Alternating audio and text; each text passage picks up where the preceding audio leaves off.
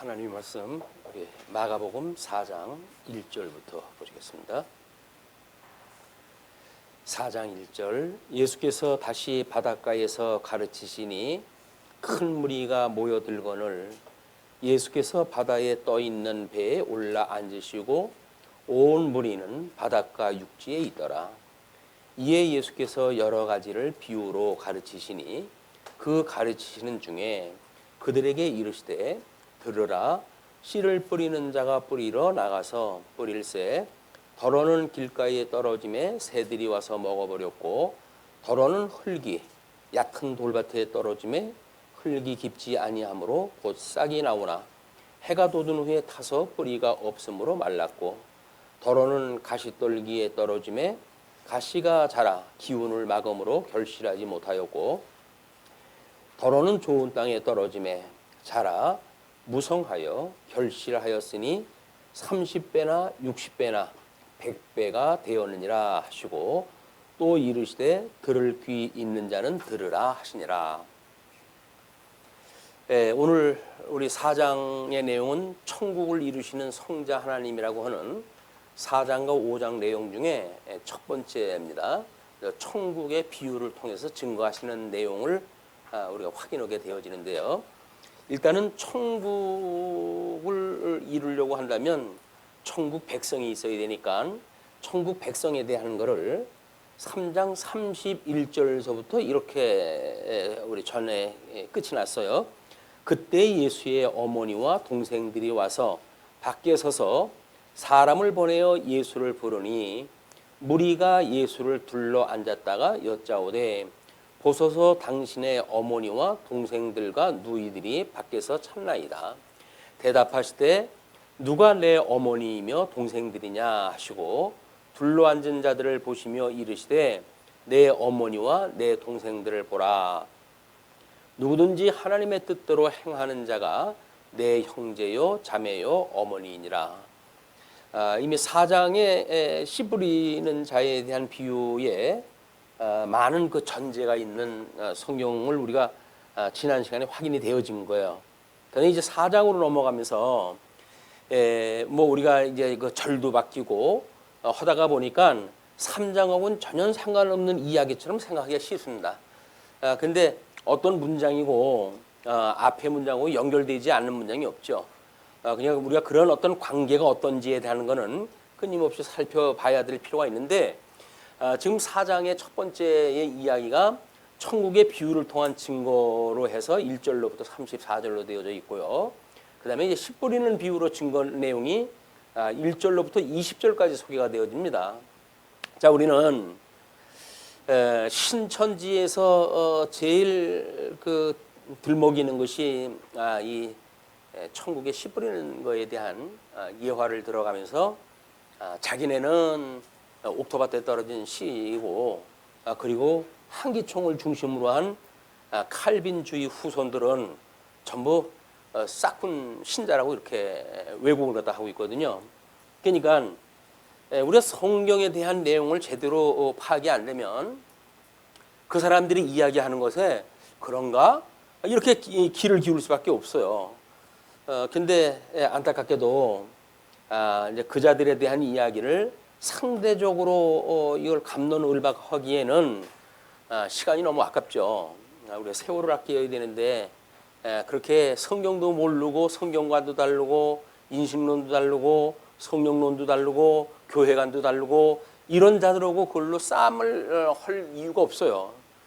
저한테 아마 뭐 일주일이 멀다 하고 편지가 하나씩 와요.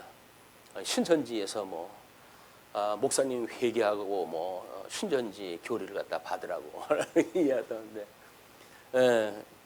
뭐 열매를 맺든지 안 맺든지 열심히 지극정성으로 해가지고 편지를 보내고 이제 그렇습니다. 뭐 이번에 성탄절 때도 뭐 우리 성도님들은 안 보내도 우리 신천지의 그 성도들은 저한테 안부를 묻고 편지를 보내고 그래요.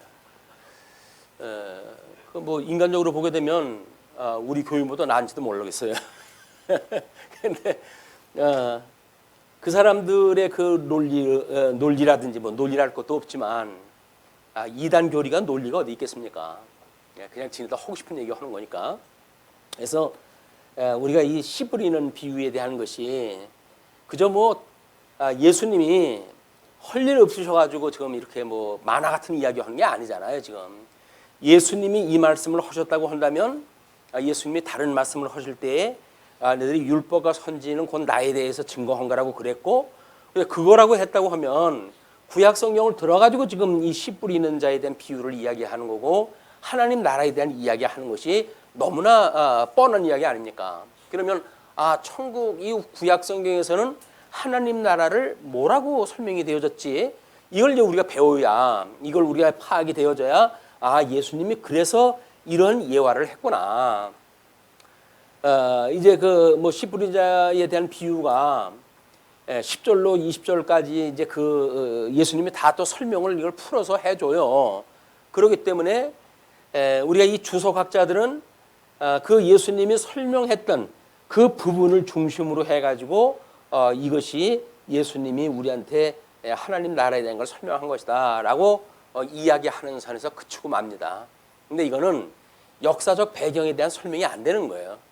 구약 성경이 어떻게 지금 모형적으로 예수님에 대해서 언약을 했고 언약되어진 거에 따라서 예수님은 그의 의와 그의 나라를 구하라고 이야기를 했는데 과연 그의 나라를 구한다는 것이 뭔지 이걸 알아야 우리가 구할 거 아니겠어요? 나라를 구한다고 해가지고 뭐 우리가 살기 좋은 나라 지금 뭐 저쪽에 이게 정치판에 뛰어들어가지고 하는 사람들 다 마찬가지예요. 그것이 별거 아닌 것 같지만 근본주의 우리 이제 보수주의라고 하는 그런 그 입장에서 보게 되면 사실은 보수주의는 우리 이 종교와 정치가 분리되어져 있는 거거든요. 어느 날부터 이제 한국 교회뿐만 아니라 세계 교회가 세상으로 뛰어들어 가지고 뭐 이제 구원을 갖다 한다느니 이런 사회 구원에 대한 걸 이제 강조하고 그러는데 여기 자유주의 신학의 후유증이에요. 자유주의라고 하는 그것이 결국은 우리 뭐 인식론에 아주 큰 영향을 미친 그 일인데 우리가 그동안 우리 이 종교 개혁이 일어날 때까지만 하더라도 그 인식론을 이야기할 적에는 그것이 하나님의 계시로 말미암은 것을 우리가 인식을 하는 건데 그 인식의 주체가 이성이냐 신앙이냐라는 걸로 해가지고 크게 그 논점으로 해가지고 그건 한 1500년간 다툼이 있어 왔어요. 그런데 우리 뭐 순수 이성 비판을 했던 철학자의 출현 뭐 이런 걸로 인해 가지고 결국은 인간이 이해할 수 있다는 이야기는 감각적인 세계, 우리가 감각으로 깨달을 수 있지 않으면 그런 세계는 우리가 감지할 수 없다는 거예요. 인식할 수 없다는 거예요.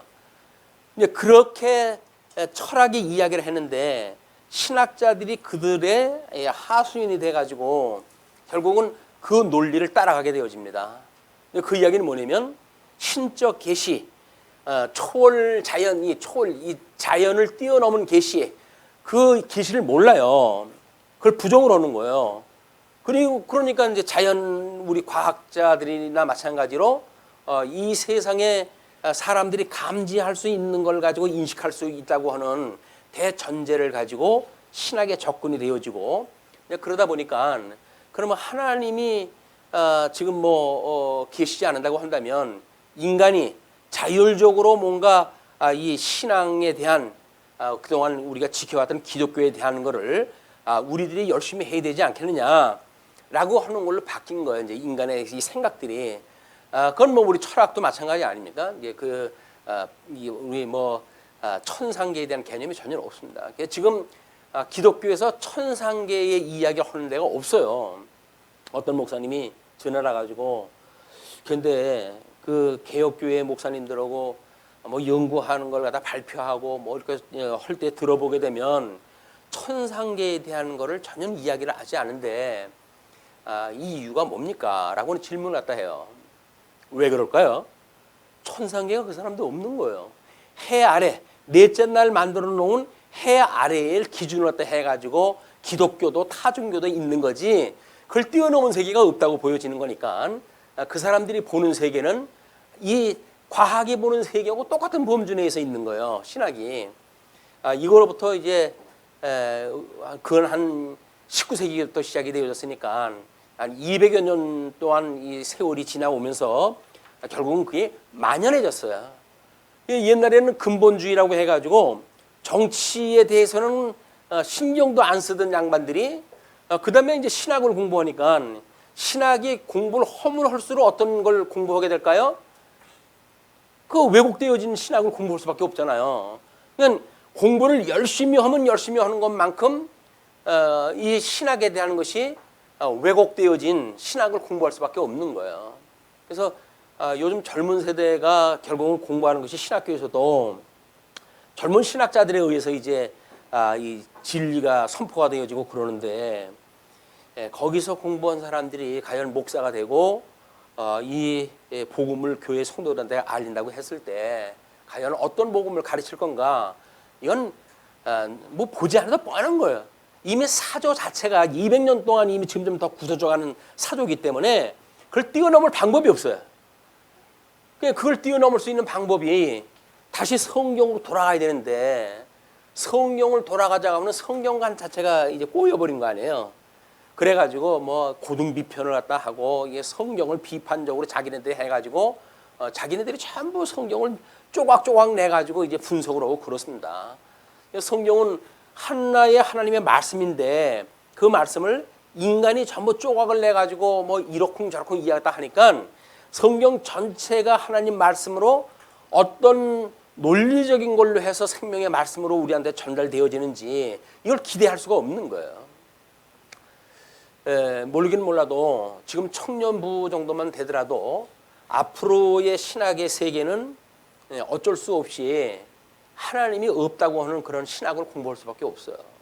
그건 뭐 니체 이후에 이미 사신신학이 등장을 했고 그것 때문에 뭐 인간들이 어떻게 하나님 나라를 이룰 것이냐 뭐 하나님 나라를 이룬다고 하는 건 그 사람들이 윤리 문제입니다. 결국 인간이라는 게 윤리를 어떻게 이제 살 것인가의 문제인데 신앙생활을 한다는 이야기는 이 신앙적인 윤리가 무엇이냐 이 문제가 관건이거든요. 그 사람들한테는 왜 인간 초점으로 모든 걸 보니까 그러니까는 뭐 삶에 대한 거는 뭐 세상에 가난한 사람을 위해서 밥을 퍼주고 뭐 가난한 사람을 위해 가지고 감옥 속에 감추고 이런 걸로 해가지고 자랑을 삼을지 몰라요. 근데 그 사람들이 선포하는 데는 예수 그리스도의 생명이 없는 거예요. 그 말씀이.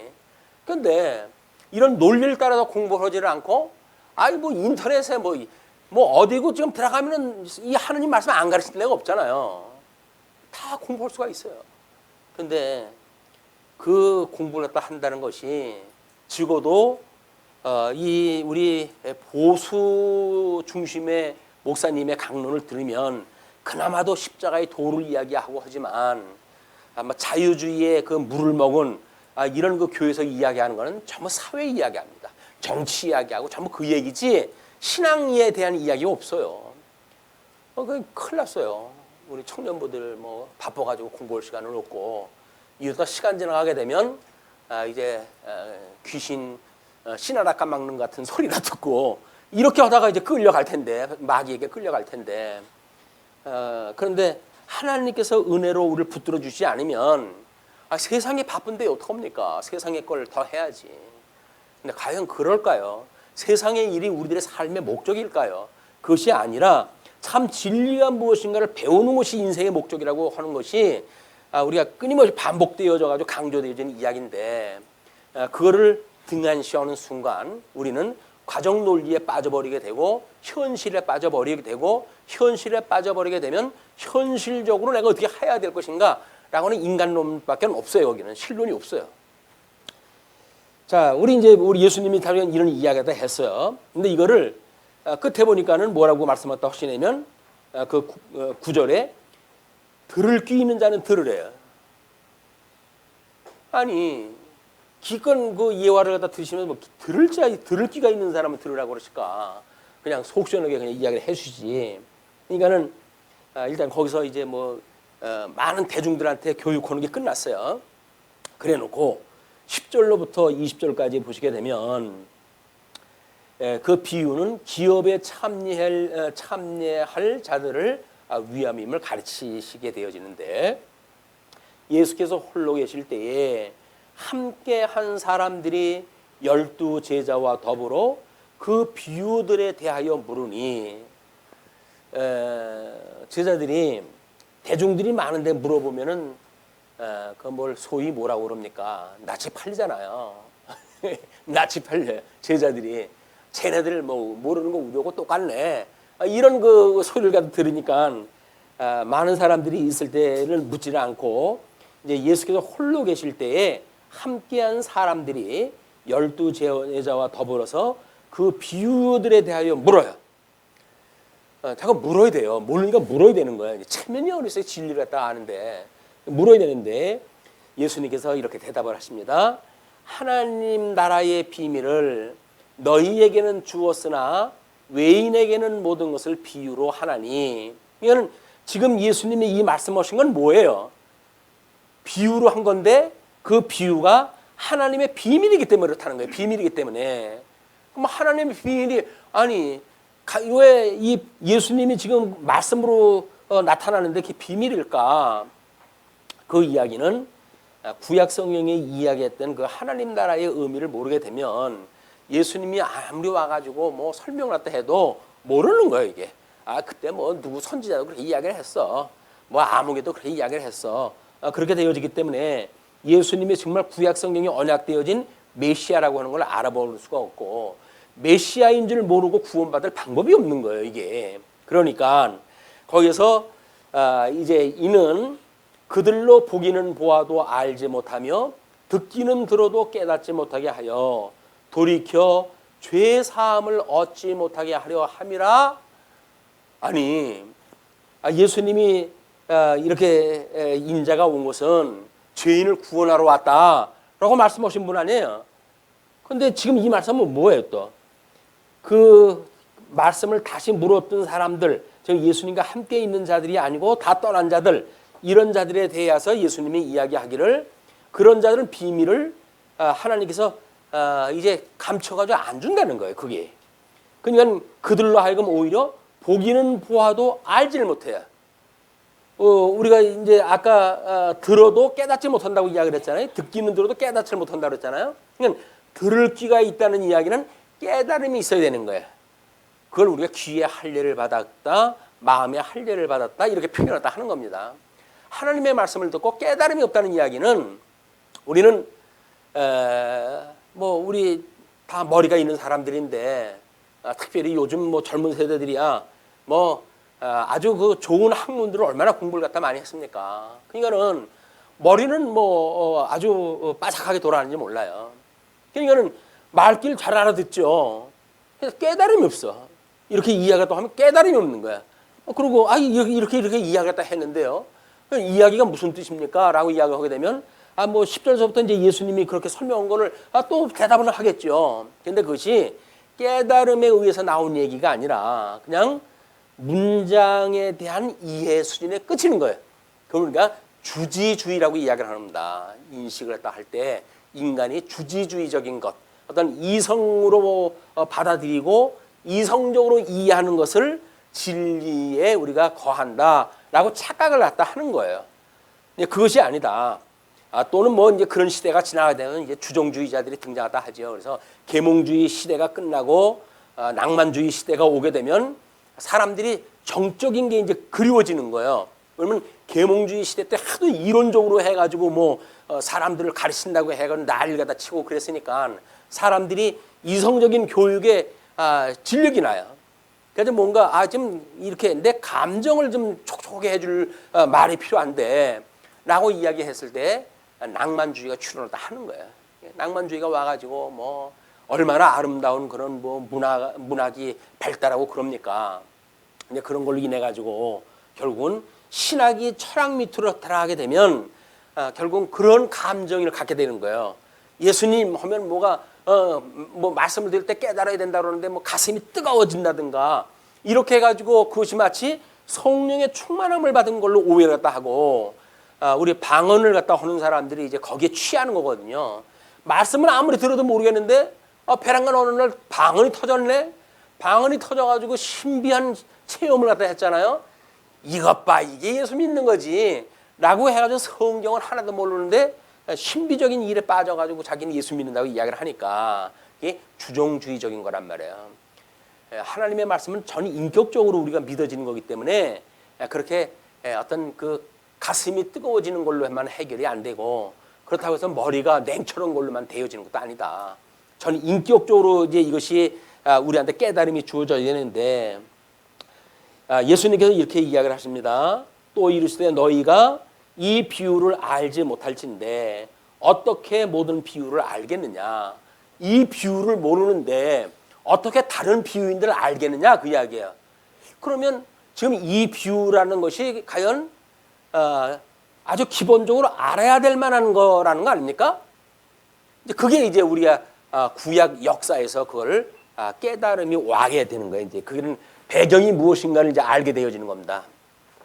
자, 우리 구약 성경에서 우리 하나님께서 아브라함을 불러가지고 이제 그의 열조의 언약을 갖다 하신 거 보게 되면 복을 주시고 그다음에 나라에 대한 걸 언약을 하셔요. 요거는 실체적인 언약, 아담에게 주어졌던, 우리 아담에게 주어졌던 거를 모형적으로 이건 보여준 거예요. 이게 모형적인 것. 그다음에 아담에게 주어진 거는 실체적인 것. 자, 그러면 모형적으로 이걸 준 거대로 해가지고 모세 오경까지의 이 열조에 의해 가지고 12아들을 야곱이 낳고 12 그 아들들이 해가지고 12지파를 이루게 되잖아요. 이 지파를 이루었을 때 이거를 이스라엘이라고 이렇게 이야기를 했어요. 이스라엘은 야곱의 이름이기도 합니다. 야곱을 야복강 나루터에서 씨름을 갖다 해가지고 천사를 이긴 뒤에 야곱에게 이스라엘이라고 하는 이름을 갖다 주셨잖아요. 그렇기 때문에 이 야곱의 12아들이 큰 무리를 갖다 이루는데 그걸 이스라엘이라고 이야기를 하는 거예요. 이 사람들이 애굽의 종로로 타다가 하나님의 은혜로 해가지고 출애굽이 되어진 거 아니에요? 이 출애굽이 되어졌는데 모세를 필두로 해가지고 지금 이런 광야 생활을 통해 가지고 이 광야 생활을 통해 가지고 세대 교체를 시키잖아요. 여기서 이 애굽에서 낳던 사람들에 대한 이 사람들 전부 바꿔가지고 여기서 세대 교체를 갖다 이루게 되면 세대 교체. 그 약속한 것이 뭐냐면 여기서 이야기했듯이 여기서 우리가 하나님 나라 들어갈 자 어린 자만 들어간다고 이야기 하시면서 여기가 20세 이 세대 교체를 출애굽을 갖다 했을 때 20세로부터 이제 나온 사람들은 광야에 다 죽어요. 그리고 24일 그 이후나 또는 광야에서 출생한 사람들, 이 사람들만 하나님께서 약속하셨던 나라, 이 나라에 들어가서 살 수가 있게 되어진 거야. 그걸 우리가 어린아이가 들어가는 그 하나님 나라라고 예수님은 그런 표현을 갖다 쓰지요. 어린아이라는 이야기는 20살 이후 이 출애굽을 또 해가지고 애굽의 종로로 쓰지 아니한 이런 그 자들만 하나님 나라 들어간다는 이야기거든요. 그래가지고 우리 다윗으로 하여금 하나님께서 이제 그 나라를 완전히 굳게 세우잖아요. 솔로몬으로 해가지고 성전을 완성을 갖다 시키잖아요. 이것이 우리가 창건 역사라고 이야기했어요. 이스라엘이라고 하는 나라, 이 이스라엘이라는 국호를 우리가 이게 국호인데 이 국호를 가지고 하나님 나라가 이제 세워진 거 아니에요? 그런데 곧바로 이제 이 르호보암과 여로보암에 의해 가지고 분국의 역사가 이루어지는 거예요. 이제 분국의 역사가 이 분국의 역사가 결국 남북이 이제 갈려지고 북쪽이 이스라엘 국호를 가지고 이제 가게 되어집니다. 이게 북쪽이 국호를 가지고 갔던 이스라엘은 나라예요. 남쪽은 유다라고 하는 한 집 한 집에 나눠져 있는 거 아니에요? 요것이 지금 분국되어 있는 거란 말이에요. 그래서 창건되어서 분국이 되어지고 급기야 바벨론의 포로로 끌려가게 되어지는데 그걸 우리가 유수라고 이렇게 이야기를 했어요. 죄인의 몸으로 끌려가 있는 상태, 이걸 유수라고 이렇게 이야기를 했죠. 그리고 하나님께서 이제 70년 만에 너희 돌아올 것이야 라고 했던 약속을 따라가지고 회복이 되어진 것, 이것이 구약 역사의 전체예요. 구약 이 모세 오경 이후의 모든 역사는 이걸 중심으로 해서 이루어진 거거든요. 그러면 지금 예수님이 이 구약의 언약대로 오셔가지고 이걸 비밀이라고 이야기를 했어요. 왜냐면 예수님 오셨을 때 많은 유대인들이 성경 박사들이에요. 그 성경 박사들인데도 불구하고 이게 무슨 뜻인지 모르는 거예요. 그러니까 예수님이 큰 그림으로 해가지고는 여기서 이야기했던 이게 전부 나에 대해서 증거한 거다. 예수님에 대한 증거라는 거예요, 이게. 그러니까 이것이 우리가 크게 묶어가지고 이걸 율법과 선지라고 이렇게 이야기를 하죠. 선지. 자, 율법과 선지가 곧 예수님에 대해서 증거하는 내용들이라는 거예요. 그럼 구약 성경을 제대로 깨달았다고 한다면 우리 예수님이 오셨을 때 바로 알아봐야 될 거 아니겠어요? 근데 알아보지를 못해요. 그 이야기는 뭐예요? 귀에 할례를 받지 못했기 때문에, 마음에 깨달음이 없었기 때문에 예수님을 보고도 구약 성경의 언약이 성취되어진 걸 모른단 말이에요. 예수님이 오셔가지고 이걸 지금 친히 가르쳐 주시는 거예요. 그렇게 이제 그 예를 들 때 이렇게 얘기합니다. 자, 그러면서 14절 뿌리는 자는 말씀을 뿌리는 것이라. 뿌리는 자가 말씀을 뿌린다 그랬어요. 말씀을 뿌리는 것. 이거는 씨 뿌리는 자 비유 아니에요? 이 씨 뿌리는 자에 대한 비유예요. 그냥 씨를 뿌리는 자가 말씀을 뿌린다고 이렇게 이야기하다 하니까 그 이야기는 결국은 여기서 말씀을 전하게 되어진 자들이 누구예요? 뭐 율법, 선지, 이게 전부 말씀을 뿌리는 일들이죠. 선지자가 수없이 이 하나님 나라에 대한 걸 이야기를 하고 너들 회개하고 돌아와라 라고 해서 끊임없이 이야기를 다 했고, 그러니까 그 선지자들의 이야기를 깨달았다고 한다면 이건 대속주가 아니면 안 되는구나. 우리들을 대신해야 될 중보자의 그 하나님이 오셔서 우리를 구원하다 해주셔야 되는구나. 이걸 깨달을 수가 있는데 그렇게 깨닫지를 못하니까는 우리처럼만 믿으라고 그래라. 그래가지고 여기서 율법을 얼마나 열심히 지키는지에 따라 가지고 율법주의가 이제 만들어지고 그러잖아요. 율법 지키는 것만 이게 자기네들 판단에 의해 가지고 율법주의 이 지키는 것만 관심을 갖고 있지 율법이 무슨 뜻인지를 모르는 거예요. 그러니까 지금 신약 시대 때 지금 이제 우리들이 현재 21세기에 우리 신학도 이 신학이 예수님을 믿는 기독교라고 하는데도 불구하고 이런 윤리라고 하는 거에 이걸 목적이 되어지는 이런 교회관을 갖게 되어진다고 한다면 결국은 예수님이 없어요. 이 사람들이 율법을 그렇게 열심히 지켜도 예수님이 없듯이 이때도 예수님이 없는 거란 말이에요. 주일날마다 교회 다니고 그러죠. 주일마다 교회 나오고 연보하고 다른데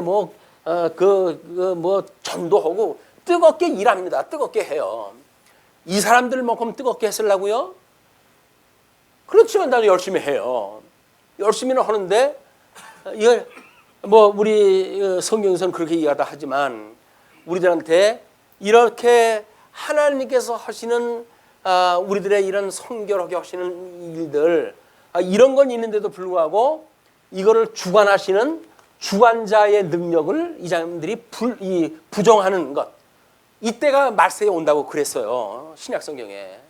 지금 이런 시대. 뭔가 삶은 있는데 이걸 주관하시는 능력이 나타나질 않는 거예요. 능력. 이 능력이라고 하는 성령이 보내주셔서 성령 하나님께서 지금 증거하시는 내용들 아닙니까? 능력으로 해가지고 성도들로 하여금 의의 열매를 맺게 하고 이런 것이 맺어져야 되는데 그냥 삶만 얘기를 딱 하니까 교회 그렇게 안 나와 되겠어요? 그래가지고 교회 출석 불러가지고 등수 매긴다든지 이런 방식으로 해가지고 출석률 좋아요. 새벽기도 출석률이 몇 프로냐? 이거에 의해서 교회를 어떤 그 신앙 정도를 갖다 가름할 정도. 그러니까 11조는 합니까? 새벽기도 나오시나요? 그거 두 가지 안 하고 신앙생활을 한다는 걸 여기서는 말도 붙이지도 못해요. 이 사람들에 비하면 우리는 그런 신앙생활을 하는 것도 아니에요. 우리는 정말. 근데 뭘 믿고 지금 그러는 거예요? 뭘 믿고? 지금 바깥에서 얼마나 이 예수를 믿기 위해 가지고 11조에 금식에 새벽 기도에 얼마나 이 사람들이 뜨거운 열심을 벌이고 있는데 뭘 믿고 지금 우리가 이렇게 그냥 태연자약하게 신앙사다 하는 겁니까? 뭐 확신은 있는 겁니까? 그냥 목사가 뭐 하나님이 우리를 의롭게 해가시기 때문에 온전케 하시는 예수님만 바라보면 됩니다 라고 이야기를 하니까 집에 뭐 십자가라도 붙여놓으셨나요? 예수님 바라본다고 십자가나 뭐 있어요? 말씀을 통해서 우리가 깨달음이 없다고 한다면 백날 이걸 하면 아무 소용없어요. 여기에 있는 게 아니에요. 이 주관자가 이 하나님이 지금 계시를 갖다 해가지고 보여주는 세계이기 때문에 하나님의 이 일을 갖다 한다고 하는 확신이 있어야 되는데, 근데 그 능력이 성령께서 나로 하여금 감동을 줘가지고 이렇게 말씀을 듣게도 하시고 깨닫게도 하시고 그리고 신앙생활 다 하게도 하시고 이런 게 믿어져야 그리고 신앙생활 한다고 우리가 고백을 할 거 아니겠어요? 근데 뭐 주일날 오늘 바쁜데 이거 가야 되나? 갈등을 가지고 잠깐 갔다가 그냥 얼굴에 비추고 오지 뭐. 잘하셨습니다. 얼굴에도 비춰야 그래도 목살에도 위로가 되겠지. 그래도 성령 감동을 받아가지고 그래도 교회에 오셨구나라고 하는 걸 생각해도 하겠지. 만약 얼굴도 비치지 않아봐야 그러면 또 무슨 시험에 빠진 건 아닌가.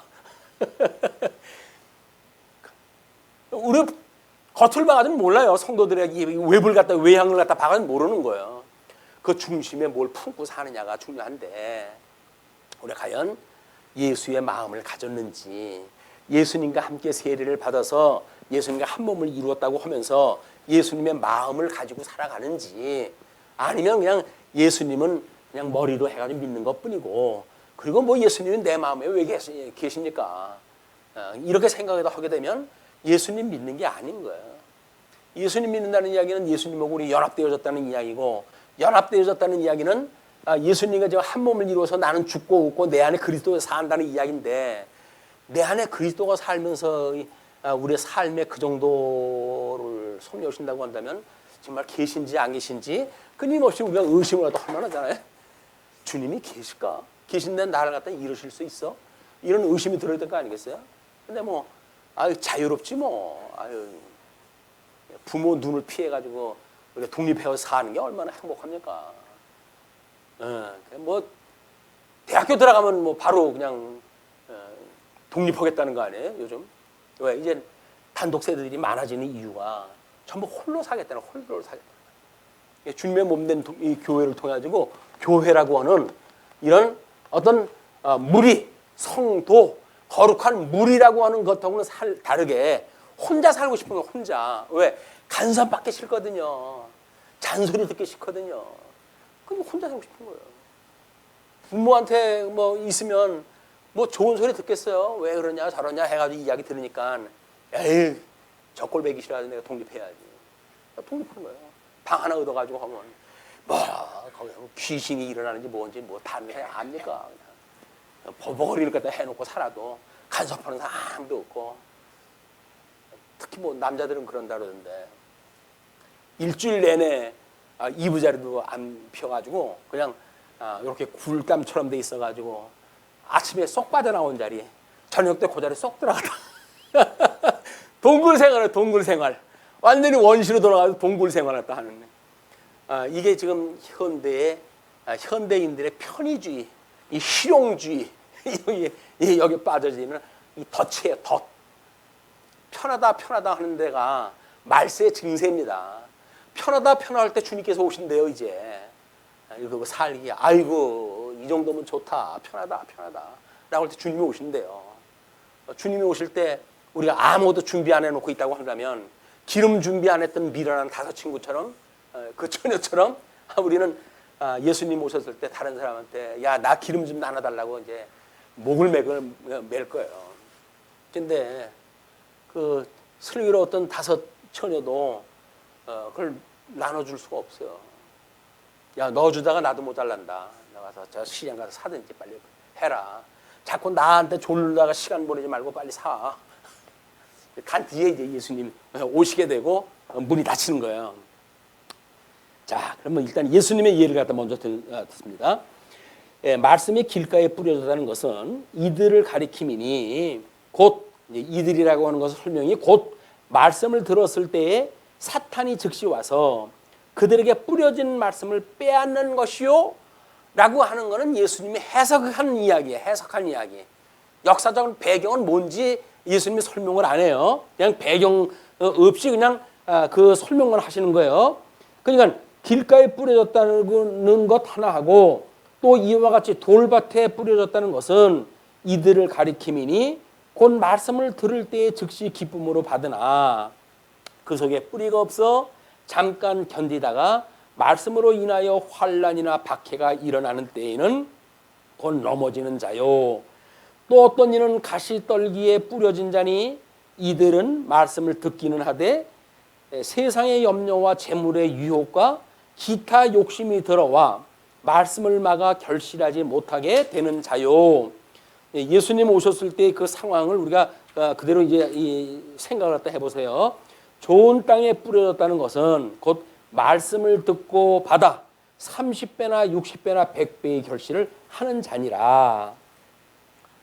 자, 그 예는 예수님이 오셔가지고 지금 그의 의와 그의 나라를 구하라고 하셨던 주님께서 이 나라에 대한 걸 설명을 하는 과정 아니에요? 그런데 여기서 그냥 네 가지의 종류만 이해했다 했어요. 이 네 가지 종류가 일단 길가에 뿌려진 것 또는 돌밭 위에 뿌려진 것 또는 가시떨기 나무 밑에 떨어져 가지고 이 재리에 얽혀가지고 결실하지 못하는 것. 네 번째, 아주 좋은 땅, 좋은 땅에 떨어진. 이거에 대한 이야기는 했잖아요. 그럼 이제 그런데 예수님 그게 아니 씨를 뿌리는 자는 한 사람이고 한 사람이 지금 뿌렸는데 어디에 떨어졌는가라고 하는 그 이야기는 장소만 다르는 거 아니에요? 그럼 내가 좋은 땅이라고 할 수가 있을까요, 이게? 나는 지금 좋은 땅인가요? 이건 땅이라고요, 땅. 땅에 대한 그런 떨어지기를 어디에 떨어졌는가의 이야기 아니겠어요? 여러분들이 복음을 바깥에서 이제 듣고 뭐 이거 던질 적에도 복음을 누가 전해요. 근데 그 전하는 복음을 우리가 과연 그것이 길가에 떨어지는 것처럼 그냥 뭔 소리야? 그냥 그러고 들은 척만 하고 가는지, 또 하나는 돌밭에 떨어지고 그래? 그럼 뭐 한번 가우뚱하고 했다가 금방 그냥 잊어버리고 가든지, 아니면 그거 한번 생각해 볼 문제네 라고 해가지고 뭔가 지금 뭐 여러 가지 생각을 하다가 다른 일이 바빠가지고 까맣게 잊어버리는 때가 있죠. 좋은 땅에 떨어졌다고 하는 거는 30배, 60배 결실이 맺어지니까 결실이라고 하는 게 뭐예요, 결국은? 우리 21세기 신학이 추구하고 있는 윤리 문제인 거예요. 윤리 문제. 하나님의 의의 열매. 이 의의 열매가 과연 무엇인가? 우리 주보에다 그래서 그 성경 구절을 몇 가지 소개를 해드렸는데 4쪽에 보시게 되면 하나님의 나라는 말에 있지 아니하고 오직 능력에 있음이라. 성령의 권능이라고 이렇게 이야기했어요. 이 능력, 하나님의 나라는 그 능력에 있고, 두 번째, 혈과 육은 하나님 나라를 이어받을 수 없고 새로운 피조물이 되어야 된다 이렇게 이야기했어요. 예수님으로 말미암아 새로운 피조물이 되어진 자들, 이런 자들만 하나님 나라를 우리가 누리고 살 수가 있고, 또 하나는 우리를 흑암의 권세에서 건져내사 그의 사랑의 아들의 나라로 옮기셨으니, 그러니까 옮기시는 분이 있어요. 이걸 사랑의 나라로 우리를 옮기시는 자에 의해서 우리가 여기 옮겨지는 것 뿐이에요. 그러면 옮겨진다고 한다면 우리가 하나님께서 좋은 땅으로 옮겨줬을 적에는 이것이 하나님의 말씀이 우리한테 들리겠죠. 깨달아 오겠죠. 근데 그렇지 않다고 한다면 하나님의 밭으로 옮겨지지 않은 거예요, 이게.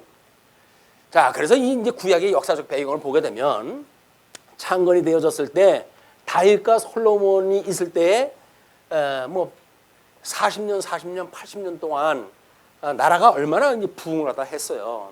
그런데 사실 다윗도 이제 우리 오후 시간에 다윗을 공부하고 있지만 전반전에 그 나라가 완성되어지기 전까지는 하나님 앞에 모든 걸 맡기는 삶을 살았지만 섰다라고 하는 순간서부터 무너지기 시작을 해가지고 평생을 눈물로 흘려가면서 살아갈 수밖에 없었던 이런 그 다윗의 역사가 소개가 되어집니다. 그 이야기는 이스라엘을 예표적으로 보여주는 모습이기도 해요. 다윗의 모습이 이스라엘 나라에 대한 전체적인 모습이었다. 솔로몬이 처음에 요 초년기에는 왕으로 뭐 서게 됐을 때 얼마나 지혜로운지 그의 그 지혜는 뭐 전에도 없었고 후에도 없을 만큼 그렇게 있다고 그랬으니까 하나님이 칭찬할 만큼의 지혜가 있는 사람이야. 근데 나라를 지킨다고 하는 명분으로 해가지고 천여 명의 처첩을 갖다 이끌게 되어지고 그 주변 국가에 있는 모든 우상단지를 다 끌어다가 하나님의 성전에다 더럽히는 이런 일을 갖다 하게 되어지는 이런 경우가 되어진 거야. 그럼 하나님의 말씀으로 해가지고 나라가 세워졌는데 이들은 지금 자기네들의 조건이 너무나 좋은 조건 아니에요. 너무 좋은 조건이어가지고 선지자들의 활동도 별로 없었어 이때는. 그러니까 결국은 이때가 길가에 뿌려진 씨앗이나 하나님께서 이 하나님의 나라에 대한 말씀을 뭐 다윗이 실수할 때 선지자를 보내가지고 네가 이렇게 잘못한 거다라고 이야기다 하고 하지만은 개인적인 실수에 대한 이야기도 하지만은 끝내 이제 이 솔로몬의 잘못되어진 그런 그 결과가 그 아들 르호보암 때 여로보암으로 인해 나라가 갈릴까지 가는 거 아닙니까? 길가에 이게 떨어진 씨앗인 거예요. 하나님께서 이 시대에 살게 되면 예수를 믿을 수가 있을까요? 없을까요? 없는 거예요. 자, 우리도 마찬가지예요. 지금 신약교회에 왔어요. 하나님의 말씀을 듣습니다. 그런데 지금 21세기에 와가지고 이 신학이 전부 왜곡이 됐다고 이야기를 했잖아요. 그러면 이제 우리 종교개혁이 일어나고 우리 16세기 종교개혁이 일어나고 뭐 한 19세기 정도까지 요때까지만 그래도 개혁교회에 의한 신앙으로 해가지고 하나님의 말씀을 먹을 수 있는 시대였어요. 그런데 20세기 들어서가지고 본격적으로 신학이 왜곡되어져가지고 이제는 하나님이 이 땅에 안 계신데 하나님을 전하는 말씀이 없는데 이 시대에 우리가 태어났다는 이야기는 매우 불행한 거예요. 아니 오히려 종교개혁 당시에 뭐 세상의 삶이라든지 문화의 수준은 지금보다 훨씬 못하지요. 그래도 그때 태어났던 사람들은 복 있는 사람들이에요. 왜? 종교개혁자들의 피값에 의해 가지고 그 복음을 받아들였고 복음에 따라 가지고 이들이 신앙생활을 했던 사람들이거든요. 근데 시간이 가면서 만약에 지금은 문화적으로 경제적으로 해 대한민국의 당군 이래 최대 지금 복을 누리고 있다고 그러는데 얼마나 좋은 세상이에요. 100세의 시대가 돼가지고 80에 죽으면 저주받았다고 할 정도로 이런 시대에 살고 있으니까. 근데 하나님의 말씀이 없는 세상이라고 한다면 저주입니다. 저주. 아무지 기름진 음식을 먹으면 뭐라고. 거기서 뭐 문화에 꽃을 갖다 피운 걸 갖다 누리고 산들 그 무슨 소용이 있어요 그게. 하나님이 없다고 하는 세상에. 그러니까 지금 우리 시절로 이렇게 나눠 봤을 적에도 어떤 시대에 우리가 태어나는가 매우 중요한 거예요. 그런데 지금 21세기 신학이 왜곡이 되었어요. 그나마도 불구하고 하나님께서 우리를 위로를 갖다 해가지고 21세기에 들어가지고 우리 이 메타 성경신학을 하나님께서 우리한테 주신 거 아닙니까? 예? 메타 성경신학을 갖다 주셔가지고 종교 개혁자들의 이거를 다시 우리 종교 개혁자들의 정신이 뭔지 이걸 가지고 성경을 지금 통전적으로 이해를 하기 시작했단 말이에요. 그러니까 21세기에 이 말씀을 깨닫고 사는 사람들은 극소수일 수밖에 없어요. 분포가 그렇게 되어져 있어요. 신학계가 이게 그렇게 이미 분포가 나눠져 있는 건데 어쩔 수 없어요, 이건. 여러분들이 이게 복이라고 느껴져야 복이지. 아무리 하나님이 복을 줄 모르나? 내가 복인 줄 모르는데. 어떤 사람이 그 뭐 이 배가 이 난파가 돼가지고 그냥 갈증이 나가지고 그렇게 애를 먹다가 옆에 큰 기선이 지나가길래 살려달라고 손을 갖다 흔들었더니 거기서 여기 민물이라고 여기 강이요 강하고요. 그냥 또 먹으면 되는 거였어요. 또 먹을 생각 못하죠. 바단지라니까. 그래가지고 조갈이 나가지고 그냥 죽을 지경이에요. 죽을 지경. 그런데 말씀으로 해서 조갈이 나면 그래도 물이라도 찾지. 이 말씀에 조갈증이 없으면 이 말씀의 기가를 갖다 느끼지 못한다고 한다면 우리는 세상에 취해가지고 살 수밖에 없어요. 이게 사단의 전략입니다. 사단의 전략이에요. 이 사단의 전략을 우리가 바로 보지 못하면 우리는 좋은 시대에 이 문화적으로 뭐 육체적으로 물질적으로 좋은 시대에 살고 있고 뿐만 아니라 신학적으로 해가지고 몹시 왜곡되어졌는데도 불구하고 이 신학의 진리를 갖다가 우리가 깨닫고 있다고 한다면 극소수의 예수님 오셨을 때 지금 이 말씀을 묻는 자들 같이 극소수자들만 지금 이 이야기 듣는 자들 아닙니까? 여러분들에게 하나님의 복이 임하시기를 축원합니다. 말씀으로 해서 이 복을 받는 게 중요한 거예요. 자, 그리고 뭐 이제 그 세상 염려, 재물, 유혹 뭐 이런 것들이 결국은 이제 요시야 왕을 중심으로 해가지고 다시 12지파가 모여가지고 유월절을 갖다 지켰지만 끝내 바벨론의 포로로 끌려가게 되어지고 이걸로 아주 70년의 세월을 남의 나라도 잃고 다 잃어버렸다가 그리고 그들이 돌아와가지고 성전을 회복하고 나라를 회복하고 제사를 회복하는 것이 에스라, 느헤미야, 에스더스의 역사적 이야기란 말이에요. 이렇게 됐을 때 회복되어졌을 때 뭐 우리가 말은 잘하잖아요. 노는 언제 져야 된다고요? 예. 노는 물이 들어올 때 져야 된다면요. 물기로고 맞아야 되는 거지요. 이렇게 회복되어질 적에는 어중이 떠중이 그냥 긁어모아 하나님께서 아무리 불러도 안 오니까 그 사람들 다 쫓아버리고 그냥 길거리에 가가지고 아무나 불러드려라 라고 저 불러드리는 거예요. 이때는 그냥 길거리에서 할 일 없는 사람들이 끌려오는 것이 복에 참여하는 사람들이에요. 예수님 믿었을 때 별 볼 일 없었던 사람들을 우리 주님께서 불러가지고 하나님 나라의 백성을 삼아주신 거예요. 우리가 지금 뭐 배불리 살고 그러니까 뭐 딴에는 우리가 그래도 뭐 엘리트 계층이니 뭐 착각을 하는지 모르겠지만 하나님이 보셨을 적에는 아무 쓸모없기 때문에 불러들이신 거예요. 왜? 하나님만 의지를 갖다 해니까. 자, 그렇게 했을 때 30배, 60배, 100배의 결실을 갖다 하는 자다. 예, 그 뿌리는 자가 있을 때 그러면서 21절서부터 34절까지 성장에 대한 비유로 증거가 되어지는데요.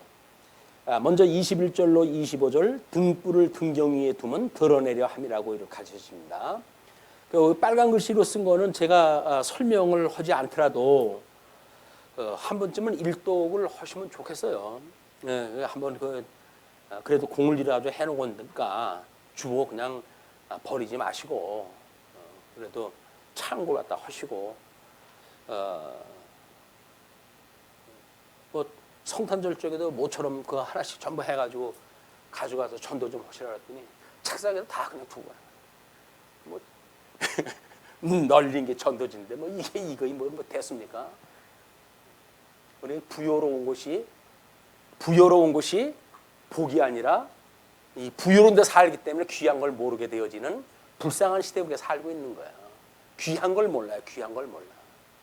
말씀도 귀한 걸 모르고 물질도 귀한 걸 모르고 지천인데 뭐 플라스틱 뭐 그걸 탑을 쌓으면 달나라까지 올라간다나 뭐 대한민국에서 버리는 그 컵이 얼마나 많은지 그런 시대에 살아요 우리가. 쓰레기를 갖다 주체 못하는 세상에 우리가 살고 있을 정도인데 근데 과연 다른 사람처럼 뭐 환경을 위해 가지고 우리가 싸워야 될까요? 그게 아니잖아요. 얼마나 우리가 지금 이 유연 세상에 살고 있는지 이거 주님 올 때가 다 됐나? 왜 이렇게 세상이 살기가 좋아졌지? 이렇게 우리가 의심을 가져야 되는데 좋다. 세상이 편해지니까 좋다. 돈 많으니까 좋다. 명예 얻으니까 좋다. 라고 해가지고 세상 거에 우리가 빠져가지고 산다고 하는 이야기는 불행한 이야기입니다. 불행. 성경을 우리가 통해 가지고는 세상 걸로 해서 행복을 느끼는 게 아니라 신령한 세계에서 우리가 행복을 느끼게 되거든요. 자, 그래서 또 그들에게 이르실 때 사람이 등불을 가져오는 것은 말 아래에 난 평상 아래에 두려함이냐 등경 위에 두려함이 아니냐 드러내려 하지 않고는 숨긴 것이 없고 나타내려 하지 않고는 감추인 것이 없느니라. 이거는 예수님이 지금 드러내려고 하는 것이 없기 때문에 숨겨져 있다는 게 복음이 말씀을 안 하고 그리고 나타내려 하지 않기 때문에 감춰져 있는 거란 말이에요. 지금 너희들이 모르는 거는 내가 지금 이렇게 되어졌다는 거예요. 그러나 내가 지금 이 등불 빛으로 온 것은 세상에 빛을 비추기 위해서 왔지 그냥 숨기는 것이 목적이 아니지 않냐. 그러니까 내가 이렇게 일러주는 말은 너희들 비밀에 대해서 이야기하는 것은 숨기는 이야기가 아니라 이제 내 빛을 갖다 비추는 이니까 그걸 잘 배우도록 해라. 그는 그 이야기죠. 그러니까 들을 귀 있는 자는 들으라 이야기를 하시는 거예요. 그리고 24절 또 이르시되 너희가 무엇을 듣는가 스스로 삼가라. 너희의 헤아리는 그 헤아림으로 너희가 헤아림을 받을 것이며 더 받으리니 있는 자는 받을 것이요 없는 자는 그 있는 것까지 빼앗기리라. 그래서 우리가 얼마나 그 말씀을 갖다 알고 있는지 그거를 우리가 말씀이 갈증을 느껴가지고 말씀을 구하는 자 이런 자에게는 하나님께서 말씀으로 충만함을 깨달았게 하시지만 그걸로 해가지고 아이고 족하니까 이 정도면 됐지 뭐 내가 복음 깨달았으면 됐지 그거 더한 걸 갖다 내가 알면 모르냐 라고 이야기해가지고 어차피 교회 와가지고 1시간 앉아 계실 거 아니에요? 아 그럼 강론자가 복음을 이야기하면 그래요? 라고 이게 들으면 얼마나 좋아요. 아이고 뭐 다 아는데 그걸 나한테 뭐 또 이야기를 해. 맨날 그 얘기 십자가의 도 이야기 맨날 뭐 그 얘기 아니 그걸 이왕 앉아있는데 들으면 되잖아요. 근데 이게 마음대로 안 되는 거예요. 왜? 우리 생각이 아 집에다 두고 온 것이 얼마나 이게 지금 염려 쏘는 게 많습니까? 그런 걸로 생각이 너무 돌아가는 거예요. 여기 와가지고 이 말씀에 우리가 집중하는 게 아니라 그냥 앉아가지고 뭐 핸드폰으로 해가지고 소식이 어떻게 됐지 이거 해가지고 뭐 알아봐야 되고 확인해야 되고 뭐 그래가지고 얼마나 바쁜지 몰라요. 우리가 얼마나 바쁜지 하나님 말씀 배우는 것도 세상 살아가는 게 얼마나 바쁜지. 근데 그렇게 하지 않고 어떻게 삽니까? 이렇게 이야기를 하시잖아요. 근데 예수님이 사람이 떡으로만 사는 것이 아니라 하나님의 입에서 나오는 말씀으로 산다고 이렇게 이야기를 하셨는데 예수님 말씀 안 듣는다는데 뭐 황후당사지 이게 말 방법이 있나요? 예수님 말도 안 듣는데 아유 이 목사가 잘난 이 목사 말 뭘 들어요? 그게 안 되는 거예요. 예수님 말씀을 안 듣는 거 안 듣는 거예요. 그러니까 예수님이 나를 너희들이 받아들이지 않는 건 구원을 받을지 모르나 성령을 너희들이 거부하게 되면 너희들을 구원 못 받아. 그 이야기는 뭐예요? 성령이 오셔가지고 예수님에 대한 이야기를 딱 하는데 성령의 감동을 받아가지고 은사시연이 되어지고 말씀 가르치는 자, 다스리는 자, 섬기는 자 이런 자들에 의해서 주님의 몸된 교회가 지금 섭리가 되어지고 있는데 그분들에 대한 거 아무 생각도 없다고 한다면 우리는 이제 생각 없는 거예요. 이 의의 열매로 해가지고 어떻게 우리가 교회 일에 그렇게 봉사의 일을 하게 되어지는지 섬김의 일을 다 하게 되어지는지 어린 양을 먹이는 일이 벌어지고 있는지 이런 거에 관심이 없다는 이야기는 하나님에 대해서 관심이 없는 거예요. 주님의 몸된 교회에 관심이 없고 예수 그리스도의 의와 나라에 관심이 없는 거다. 그러니까 복음에 관심이 있다고 한다면 이게 관심이 없을 까닭이 없잖아요. 자, 그러니 26절로부터 29절까지 싹에서 곡식으로 자라면 추수함과 같음을 가르칩니다. 또 이르시되 하나님의 나라는 사람이 씨를 땅에 뿌린 것 같다. 그 형태를 갖다 이야기합니다. 그가 밤낮 자고 깨고 하는 중에 씨가 나서 자라되 그리 되는지를 알지 못하느니라. 씨가 떨어졌어요. 뭐 씨 뿌리는 자에 의해서 씨가 떨어졌어요. 근데 그 다음서부터는 그냥 밭이 뭐 우리 식물 성장 원리에 의해서 자라는 겁니까 이게? 그럼 신앙이라는 건 뭐예요? 하나님의 말씀을 우리가 받았잖아요. 그러면 그냥 우리가 자동적으로 우리 안에서 그냥 그게 이루어지는 겁니까? 말씀의 운동력이 그걸 갖다 해가는 일이니까요. 말씀의 운동력이 그걸 해가는 일이기 때문에 우리가 밤낮 자고 깨고 하는 중에 씨가 나서 자라되 어떻게 그리 되는지를 알지 못하느니라. 땅이 스스로 열매를 맺되 처음에는 싹이요 다음에는 이삭이요 그 다음에는 이삭에 충실한 곡식이라. 열매가 익으면 곧 낫을 대나니 이는 추수 때가 이르렀습니다. 주님의 몸된 교회도 마찬가지예요. 이제 이 말씀이 충만하게 되어지게 되면 하나님의 때가 다 이루게 되어지게 되면 천사장을 보내가지고 추수하게 되어집니다. 그때까지 우리가 이 곡식으로 이 알곡으로 해가지고 있다고 하는 감사를 가지고 신앙생활 하는 자가 복 있는 자이기 때문에 늘 깨어 있기를 주님의 이름으로 축원을 합니다. 그리고 이제 30절로부터 32절 보시게 되면 작은 씨가 큰 가지를 내어서 새들이 깃들인 것 같다고 이야기를 하죠. 또 이르시되 우리가 하나님의 나라를 어떻게 비교하며 또 무슨 비유로 나타낼까? 하나님의 나라에 대한 것을 여러 측면으로 지금 설명하다 하시는 거예요. 그러면서 겨자씨 한 알과 같으니 땅에 심길 때에는 땅 위의 모든 씨보다 작은 것이로되 심긴 후에는 자라서 모든 풀보다 커지며 큰 가지를 내나니 공중의 새들이 그 그늘에 깃들일 만큼 되느니라. 그러면은 아주 좁쌀만한 씨앗을 심었는데 그것이 점점 새도 깃들일 만한 나무가 돼가지고 되어진다는 거예요. 하나님 나라가 성장되어진다는 거예요, 우리한테. 그러면은 하나님의 말씀을 견인해 가시는 생육하고 번성하라고 했던 하나님의 말씀이 아담에게 실체적으로 언약했던 것이 둘째 아담이신 예수님을 통해 가지고 복 있는 자들을 통해 가지고 그의 자손이 번창하게 되어집니다. 땅을 정복하게 되어집니다. 그리고 세상의 어둠의 모든 권세를 통치하게 되어집니다. 이게 하나님 나라가 이루어지는 역사예요, 이게. 자, 그러면서 이제 33절로 34절 외인은 비유로 말씀하시고 제자들에게만 해석해 주십니다. 예수께서 이러한 많은 비유로 그들이 알아들을 수 있는 대로 말씀을 가르치시되 비유가 아니면 말씀하지 아니하시고 다만 혼자 계실 때에 그 제자들에게 모든 것을 해석하시더라. 하나님께서 근데 오늘날 우리들로 하여금 주님이 이 해석했던 그거를 성령께서 오셔가지고 하나도 떨어뜨리지 않고 우리한테 다 이걸 깨닫게 해주신 거예요. 오늘 하나님 말씀 들은 거는 성령의 역사예요. 성령의 충만이라고요. 이게 이상한 짓 하는 게 성령 충만이 아니고, 성령 충만은 하나님 말씀을 깨달아가 가슴이 뜨게 우리가 이런 전 인격적으로 신앙생활 다 하게 되어지는 이것이 성령 충만함을 입는 거예요. 성령 충만함의 역사가 우리 일주일 동안 헤어져 있는 그런 그 동안에도 각자 삶의 현장에서 가정에서 성령 충만한 삶이 지속적으로 이루어지길 주님의 이름으로 축원합니다. 기도하시죠.